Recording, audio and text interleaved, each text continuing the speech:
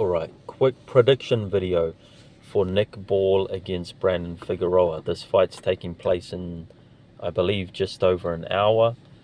It should be a good fight. You know, both guys are action-packed fighters. They come to fight. They come to throw hands. Brandon Figueroa, he's got a big size advantage here. I believe he's 5'9" or something like that. 5'9" or maybe even 5'10". He's reasonably tall and very tall for the 126-pound division. Nick Ball, on the other hand, is 5'2", right? So Figueroa has a big size advantage here.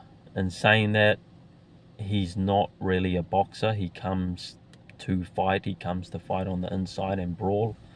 And so does Nick Ball. So, you know, this fight should be fought in the pocket. Hard to say who gets the win. You know, Nick Ball, I slightly favor him because he is the champion. It's in his hometown. But, you know, you remove that and it's really a 50-50 fight. You know, Nick Ball, he probably will be more active, but Figueroa throws a lot of punches himself, you know. So depending on how good a shape these guys are in, you know, it might come down to that. Who's got more stamina down the stretch? You know, I expect it to be a very, very close fight. The bookies have it in favor of Ball by a long way. Brandon Figueroa is a big underdog in this fight. I'm not sure why they've got it that way, because that's not what I see. I see a 50-50 fight. I'm gonna say Nick Ball gets it done, but I'm not confident with that pick. You know, I think it could go 7-5 either way. You know, it could be that Figueroa just has too much size on Nick Ball and gets the win.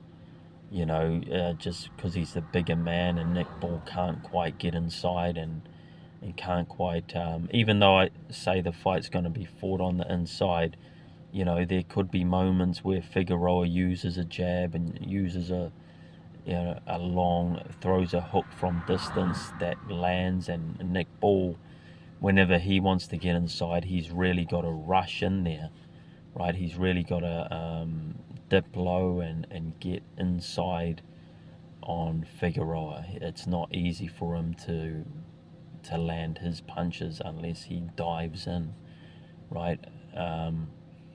So with Figueroa having that advantage of size and length, you know, it's hard for Ball. But I still think Ball can win. He's beat bigger guys before, you know. I mean, everyone he comes against, you know, he's the smaller guy in there. So in terms of height and reach and everything, you know, so he's done it before, but it's tough. It's a really tough one. I'm going Ball to win 7-5. I do think it'll go the distance.